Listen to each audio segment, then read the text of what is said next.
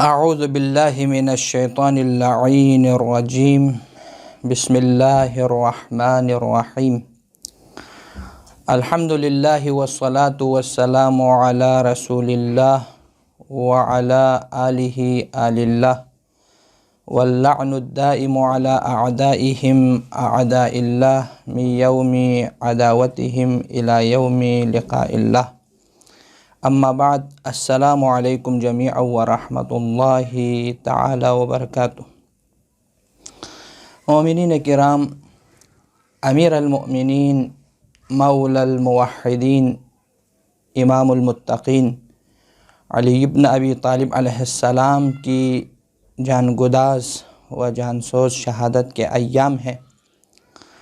اسی مناسبت سے آپ علیہ السلام کی وہ تاریخی وصیت جو آپ نے اپنی شہادت سے چند لمحے پہلے اپنے دونوں بیٹے امام حسن و امام حسین علیہم السلام کو فرمائی تھی، آپ مومنین کرام و جوانان عزیز کی خدمت میں ماہ مبارک رمضان کے ان آخری ایام میں بیان کرنے کی کوشش کر رہا ہوں، اور ساتھ ہی آپ مومنین کرام اور جوانان عزیز سے گزارش ہے کہ ایک مرتبہ اس وصیت نامے کو پڑھیں، اس کو سمجھیں اور اس کو اپنی روح اور اپنے قلب میں اتاریں، اس لیے کیونکہ یہ وصیت نامہ ہماری زندگی کے لیے منشور حیات ہے۔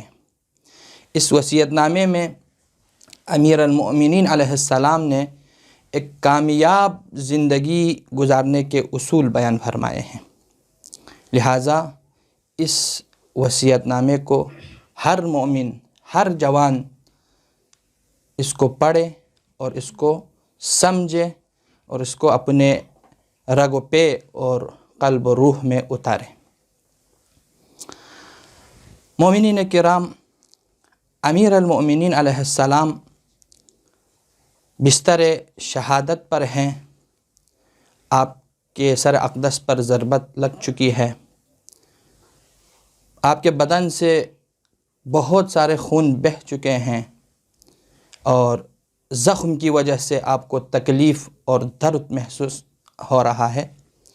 اس کیفیت میں اور اس حالت میں آپ نے اپنی اولادن کے لیے اور خصوصاً امام حسن اور امام حسین علیہم السلام کے لیے یہ وصیت فرمائی اور فرمایا اوصیکما بتقوی اللہ۔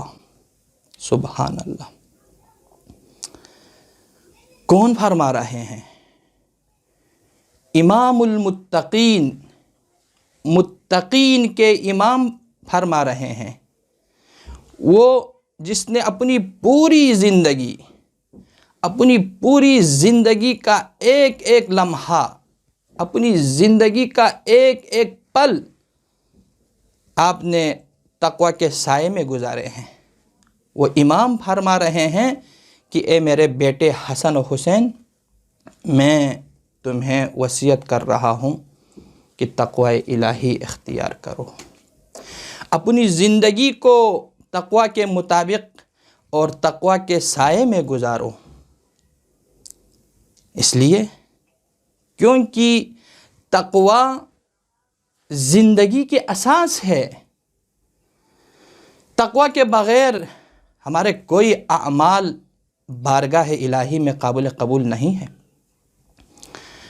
تقوی اعمال کی قبولیت کے لیے شرط ہے، اسی لیے خداوند عالم نے قرآن مجید میں فرمایا انما یتقبل اللہ من المتقین، اللہ تو صرف تقوی اختیار کرنے والوں کے اعمال کو قبول کرتا ہے۔ جو اعمال تقوی کے ساتھ انجام دیتے ہیں وہ بارگاہ الہی میں قابل قبول ہے، اور وہ اعمال جو تقوی کے بغیر انجام دیتے ہیں وہ بارگاہ الہی میں قابل قبول نہیں ہے۔ وہ اللہ کی بارگاہ میں رد ہوتا ہے، اللہ ایسے اعمال کو قبول نہیں کرتا ہے۔ اور اسی طرح قرآن مجید کی ہدایت کو، قرآن مجید کے پیغامات کو اور قرآن مجید کے تعلیمات کو لینے کے لیے بھی تقوی بنیادی شرط ہے۔ تقوی کے بغیر اللہ کے کلام سے نہ ہم پیغام لے سکتے ہیں، نہ ہم اللہ کے کتاب سے ہدایت لے سکتے ہیں۔ اگرچہ قرآن مجید ھدی للناس، تمام بشریت کے لیے، تمام انسانیت کے لیے ہدایت کی کتاب ہے، لیکن قرآن اپنی ہدایت کو استعداد اور صلاحیت و قابلیت کی بنیاد پر دیتا ہے، اور یہ استعداد اور یہ صلاحیت و قابلیت متقی کے اندر ہوتی ہے۔ جو غیر متقی ہوتے ہیں اس کے اندر قرآن کی ہدایت کو لینے کے لیے استعداد اور صلاحیت و قابلیت نہیں ہوتی ہے۔ لہٰذا قرآن مجید کی ہدایت کو لینے کے لیے انسان کے لیے تقوی الہی اختیار کرنے کی ضرورت ہے۔ تقوی کے بغیر قرآن سے ہدایت حاصل نہیں کر سکتا ہے۔ اسی لیے پروردگار عالم نے فرمایا بسم اللہ الرحمن الرحیم الف لام میم ذالک الکتاب لا ریب فیہ ھدی للمتقین۔ یہ کتاب ہدایت ہے متقین کے لیے، کیونکہ متقی کے اندر وہ استعداد، وہ قابلیت اور وہ صلاحیت ہے جس کے مطابق وہ قرآن مجید سے ہدایت لے سکتا ہے۔ اور بسا اوقات یہی قرآن جو غیر متقی ہے ان کے لیے خسارے اور ضلالت کا بھی سبب بنتا ہے۔ جہاں یہ قرآن متقی کے لیے ہدایت کی کتاب ہے، متقی کے لیے شفا اور رحمت کی کتاب ہے، وہیں پر جو غیر متقی ہے وہ اسی قرآن سے ضلالت اور گمراہی لے سکتا ہے۔ چنانچہ قرآن مجید میں ہے وَنُنَزِّلُ مِنَ الْقُرْآنِ مَا هُوَ شِفَاءٌ وَرَحْمَةٌ لِّلْمُؤْمِنِينَ وَلَا يَزِيدُ الظَّالِمِينَ إِلَّا خَسَارًا۔ اور قرآن میں ہم نے ایسی چیز نازل کی ہے جو مومنین کے لیے تو شفا اور رحمت ہے، لیکن جو ظالمین ہیں، جو غیر متقی ہیں، ان کے لیے یہی باعث خسارہ و باعث گمراہی و باعث ضلالت ہے۔ اور اسی طرح تقوی ہی کی بنیاد پر انسان اللہ کے نزدیک باعزت و صاحب تکریم و صاحب عزت بنتا ہے۔ اللہ کے ہاں صاحب عزت بننے کے لیے، اللہ کے ہاں صاحب تکریم بننے کے لیے، مکرم بننے کے لیے نہ مال شرط ہے، نہ دولت شرط ہے، نہ شہرت شرط ہے، نہ قوم و قبیلہ شرط ہے۔ ان میں سے کوئی چیز معیار نہیں ہے۔ اگر کوئی چیز اللہ کے ہاں مکرم بننے کے لیے معیار ہے تو وہ تقوی ہے۔ ان اکرمکم عند اللہ اتقاکم۔ اللہ کے ہاں صاحب عزت و صاحب تکریم وہ ہے جو تم میں سے صاحب تقوی ہے۔ اور اسی طرح قرآن مجید نے دیگر جگہ پر فرمایا ہے قربانی کے گوشت کے حوالے سے کہ تم یہ نہیں سمجھو کہ قیمتی بیڑ، بکری، بھینس، گائے کاٹنے سے تم اللہ کے ہاں مقرب بنتے ہو، تمہارے اعمال اللہ کے ہاں قابل قبول ہو۔ نہیں، لَن يَنَالَ اللَّهَ لُحُومُهَا وَلَا دِمَاؤُهَا۔ یہ تمہارا جو گوشت ہے قربانی کا، جانور کا، اور یہ خون، یہ یہیں زمین کے لیے ہے، یہ اللہ تک نہیں پہنچ سکتے ہیں۔ اگر اللہ تک کوئی چیز پہنچتی ہے تو وہ تمہارا تقوی ہے۔ لہٰذا جوانان عزیز، مومنین کرام، ہمارے اعمال کی قبولیت کا دار و مدار تقوی پر ہے۔ اسی طرح تمام انسان کے اعمال، اللہ کے ہاں انسان کا مکرم اور تکریم صاحب عزت بننا، یہ سب تقوی پر موقف ہے۔ اسی وجہ سے امیر المؤمنین علیہ السلام نے اپنے وصیت نامے میں سب سے پہلا جملہ یہی فرمایا کہ اوصیکما بتقوی اللہ، اے میرے بیٹے حسن و حسین، میں آپ دونوں کو تقوی الہی کی وصیت کرتا ہوں۔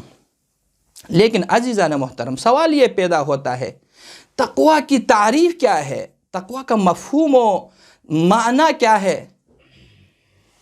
ہمیں سب سے پہلے تقوی کی تعریف اور اس کے معنی و مفہوم کو سمجھنے کی ضرورت ہے تاکہ ہم صاحب متقی بن سکیں۔ عزیزان، جب تقوی کی بات کرتے ہیں تو تقوی کے دو مفہوم اور دو معنی ہمارے ذہن میں آتے ہیں۔ ایک تقوی کا خشک معنی اور سلبی معنی، وہ یہ ہے کہ انسان اپنے گھر سے نہ نکلے، ہاتھ میں تسبیح ہو، گھر والوں سے بھی اس کا کوئی خاص تعلق نہ ہو، معاشرے سے بھی اس کا کوئی خاص تعلق نہ ہو، نہ اس کو معاشرے کی کوئی فکر ہے، نہ اس کو کوئی اجتماع کی کوئی فکر ہے، نہ اسلامی معاشرے کی کوئی فکر ہے، نہ ہمسایوں کی کوئی فکر ہے، نہ اولاد، نہ بچوں کی کوئی فکر ہے۔ اگر اس کو کوئی کسی چیز کی فکر ہے تو اس کو اپنی جنت و جہنم کی فکر ہے، ہم اسی شخص کو متقی کہتے ہیں۔ لیکن یہ تقوی کا سلبی معنی ہے، یہ قرآنی تقوی نہیں ہے۔ قرآنی تقوی کیا ہے؟ قرآنی تقوی وقایہ ہے، قرآنی تقوی سپر ہے، ڈال ہے۔ انسان ہمیشہ معرض خطر میں ہوتا ہے، انسان ہمیشہ وہ جنگ کی کیفیت، جنگ کی حالت میں رہتا ہے۔ کس کے ساتھ؟ اپنے نفس کے ساتھ، نفس امارہ کے ساتھ اس کا ہمیشہ جنگ رہتا ہے۔ نفس امارہ کے ساتھ اس کا ہمیشہ آمنا سامنا رہتا ہے۔ اس کا نفس اسے ہمیشہ برائی کی طرف بلاتا ہے، برائی کی دعوت دیتا ہے۔ لہٰذا اس انسان کے لیے اس جنگ میں کامیابی کے لیے اسے ایک ہتھیار کی ضرورت ہے تاکہ وہ اپنا دفاع کر سکے، تاکہ وہ اپنا بچاؤ کر سکے، تاکہ وہ اپنا حفاظت کر سکے۔ اس ہتھیار کا نام تقوی ہے۔ جس کے پاس یہ ہتھیار ہو وہ دنیا میں بھی کامیاب ہے، وہ آخرت میں بھی کامیاب ہے۔ لیکن وہ شخص جو اس ہتھیار سے محروم ہے وہ دنیا میں بھی ناکام ہے، آخرت میں بھی ناکام ہے۔ آج کے لیے اتنا ہی کافی ہے۔ دعا کرتے ہیں پروردگارا ہمیں اپنی زندگی کو تقوی کے مطابق اور تقوی کے سائے میں گزارنے کی توفیق عطا فرما، اور ہمیں اپنی زندگی میں فرامین اہل بیت علیہ السلام اور فرامین اہل بیت علیہ السلام کے مطابق اپنی زندگی کو گزارنے کی ہمیں توفیق عطا فرما۔ وصلی اللہ علی محمد وآل محمد۔ صل وسلم وزد